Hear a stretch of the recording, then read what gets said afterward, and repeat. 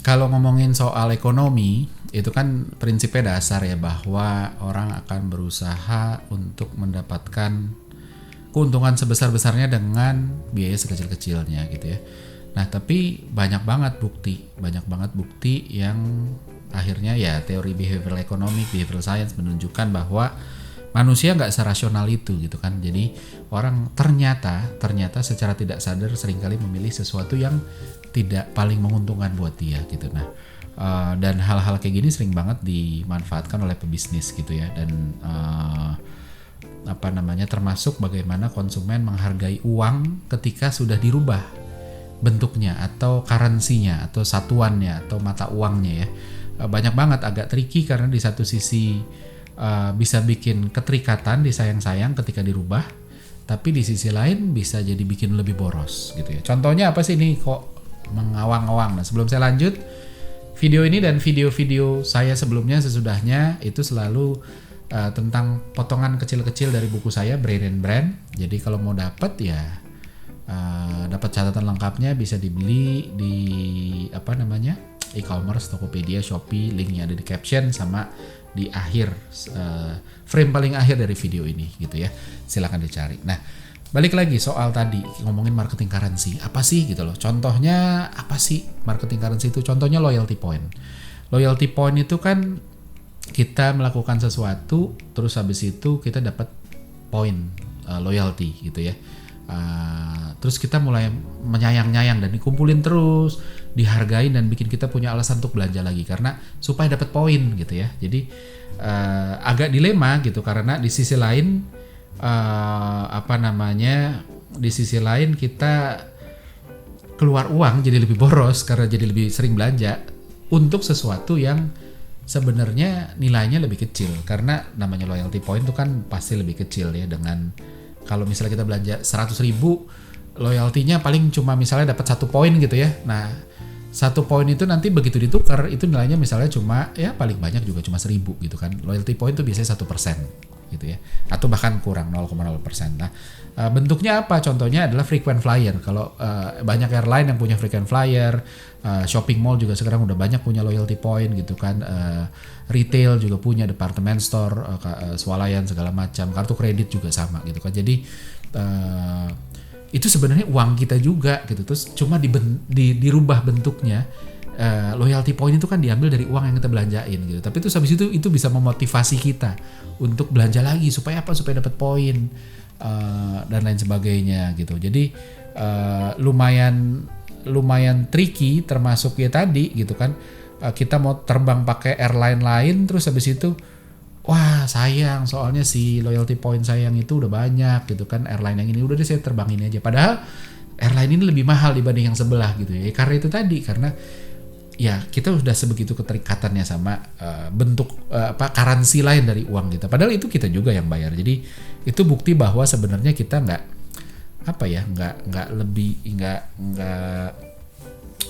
rasional amat karena mengeluarkan terbang dengan satu airline bayar 1 juta padahal ada airline lain yang harganya 500.000, tripnya sama, terbangnya juga biasanya cuma 1 jam gitu ya.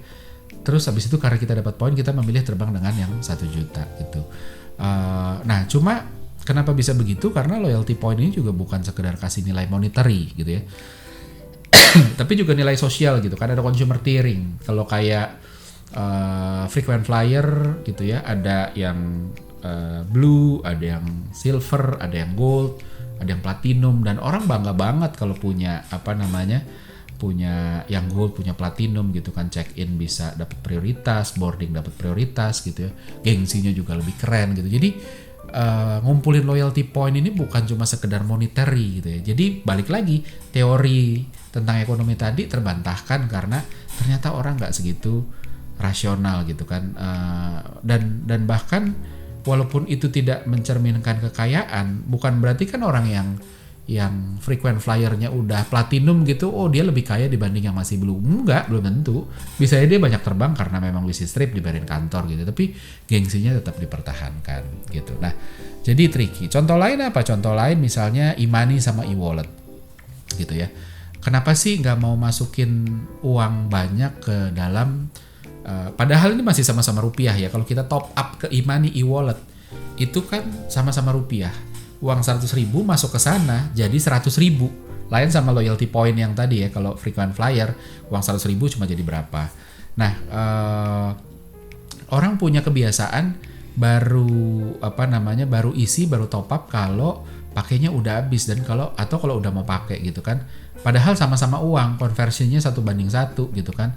Nah, ini berbeda sama si frequent flyer, karena ini masalah acceptance. Apakah ketika uang saya sudah berubah menjadi kredit di e-wallet saya, itu saya bisa pakai semau-maunya, sebegitu universal diterima seperti uang? Kan enggak gitu kan. Kalau uang kita bisa pakai buat apapun, buat belanja, bayar tagihan, apalagi kasih pengemis, kasih tukang pengamen, bisa gitu. Kalau e-money, e-wallet belum tentu. Ada pengamen, saya bayarnya pakai QR boleh nggak? Kan nggak bisa gitu kan.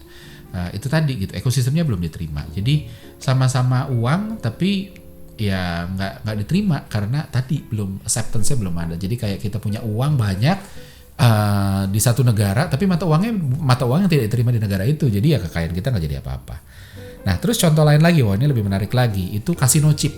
Kalau kita pernah ke kasino, saya nggak pernah main sih, tapi pernah masuk aja. Itu kan kebalikan sama e-wallet gitu. Jadi kalau e-wallet itu jadi entry barrier, orang nggak mau masukin duit ke sana kecuali udah mau pakai atau udah habis, karena ya sehingga itu entry barrier.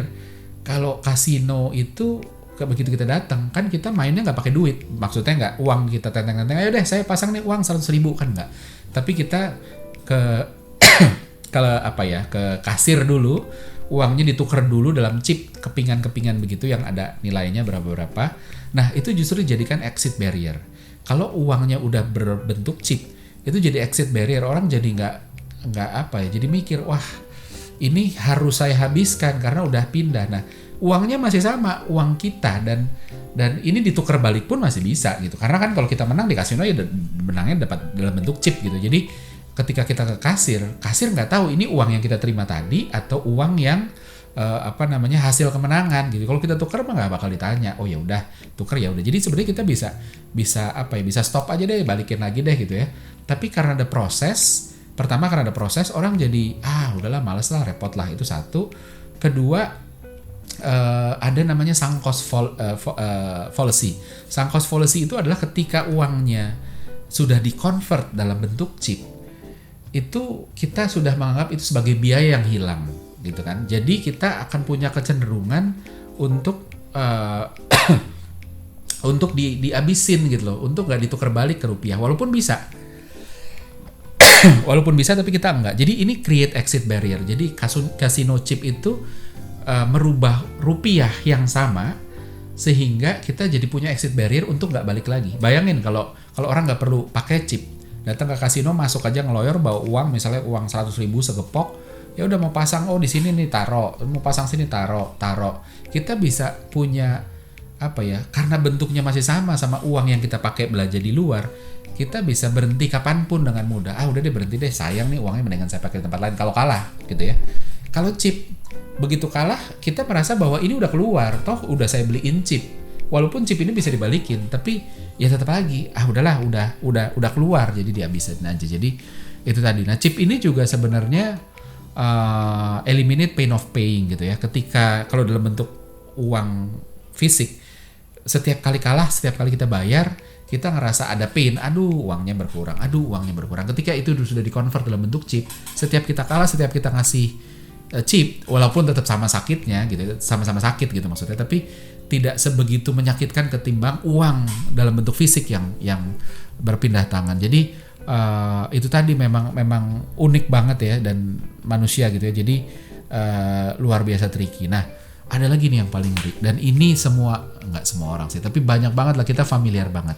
Ada playground currency ya, mudah-mudahan yang punya nggak ngomel-ngomel ya.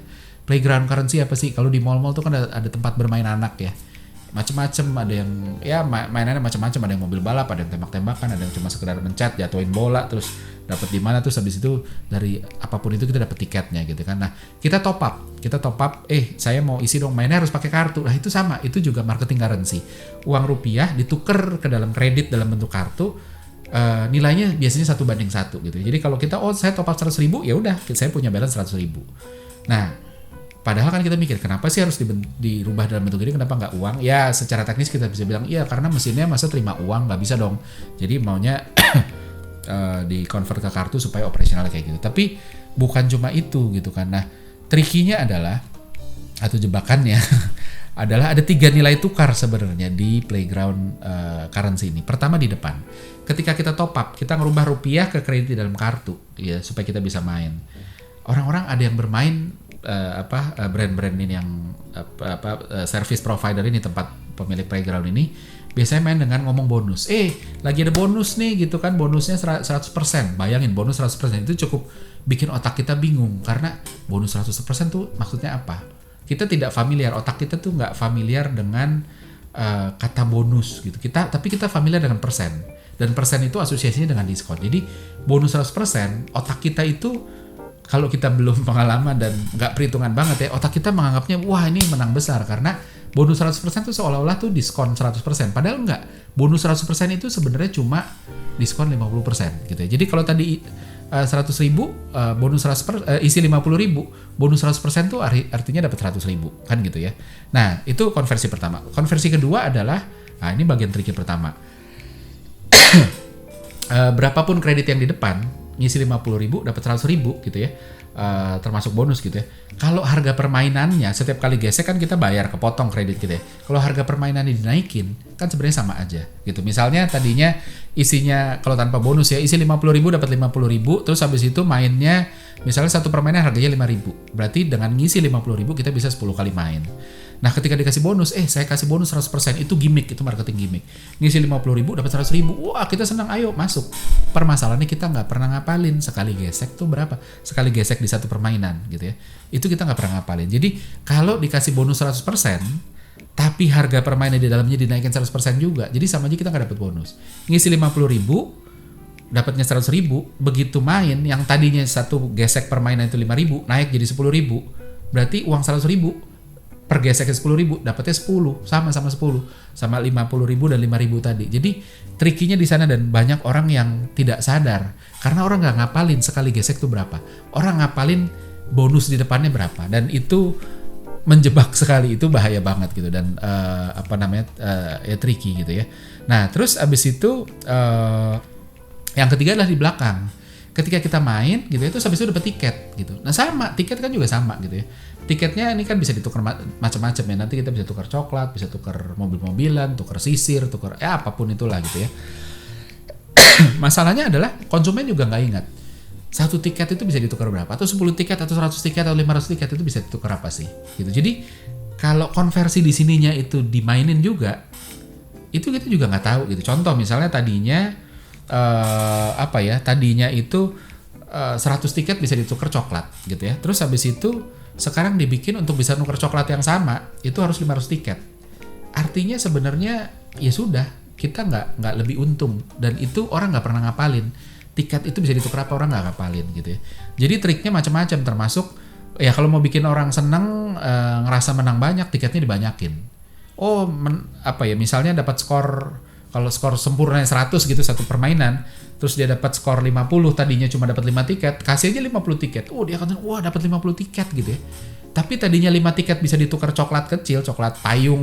Coklat payung. Sekarang untuk dapat coklat payung harus dapat 50 tiket, kan sama aja gitu. Jadi wah, trikinya banyak sekali dan ya ini powerful tapi juga bisa amat sangat jahat karena pertama ini eliminate atau reduce pain of paying. Orang nggak ngerasa keluar uang karena udah berubah gitu ya, udah berubah menjadi kredit di kartu setiap kali gesek. Terus diskon bisa digede-gedein, orang bisa dibikin happy dengan diskon gede, dengan tiketnya dibanyakin gitu ya.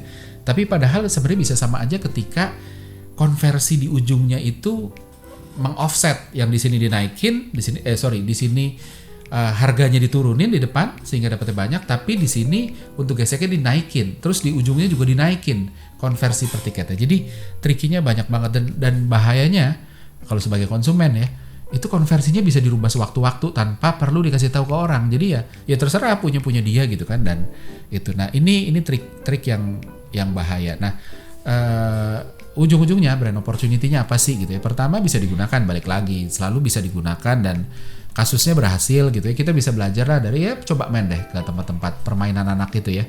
Kita bisa belajar banyak yang sukses gitu ya. Tapi balik lagi harus ingat etika. Kalau orang sampai udah nggak percaya, orang udah mulai sadar, trustnya hilang, orang menghindar gitu ya. Kayak hal-hal kayak loyalty itu sebenarnya masih oke, karena ada transparansi ya, orang bisa lihat konversinya berapa, walaupun konversinya pun seringkali dirubah. Terus belum lagi diancam dengan poin kamu mau expired nih, makanya kamu harus pakai kayak gitu. Tapi masih oke lah gitu ya, masih ada transparansi dan ada prestisnya juga. Oh, saya udah poinnya banyak sehingga consumer tier saya naik gitu ya. Tapi kalau yang terakhir, wah itu hati-hati ya, itu jebakan yang amat sangat menarik buat brand, tapi amat sangat berbahaya juga buat brand, karena itu juga satu praktek yang ketika konsumen sadar, konsumen akan kapok dan kecewa. Makanya harus dijaga tuh konversinya, jangan dirubah semau-maunya. Kalau dirubah semau-maunya, akhirnya orang jadi ngerasa diakalin nanti kalau tahu, dan ujung-ujungnya bahaya buat brand gitu.